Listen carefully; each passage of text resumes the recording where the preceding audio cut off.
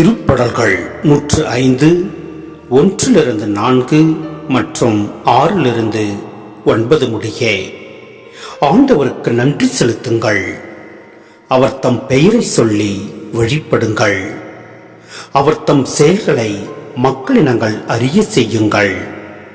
அவருக்கு பாடல் பாடுங்கள். அவரை புகழ்ந்தேத்துங்கள். அவர் தம் வியத்தகு செயல்கள் அனைத்தையும் எடுத்துரையுங்கள். அவர் தம் திருப்பெயரை மாட்சிப்படுத்துங்கள். ஆண்டவரை தேடுவோரின் இதயம் அக்களிப்பதாக. ஆண்டவரையும் அவரது ஆற்றலையும் தேடுங்கள். அவரது திருமுகத்தை இடையராது நாடுங்கள்.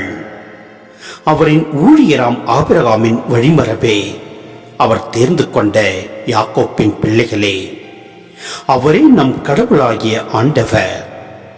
அவரின் நீதி தீர்ப்புகள் உலகம் அனைத்திற்கும் உரியன. அவர் தமது உடன்படிக்கையை என்றென்றும் நினைவில் கொள்கின்றார். 1000 தலைமுறைக்கென தாம் அளித்துள்ள வாக்குறுதியை நினைவு கூறுகின்றார். ஆபிரகாமுடன் தாம் செய்து கொண்ட உடன்படிக்கையையும் ஈசாக்குக்கு தாம் ஆணையிட்டு கூறியதையும் அவர் நினைவில் கொண்டுள்ளார்.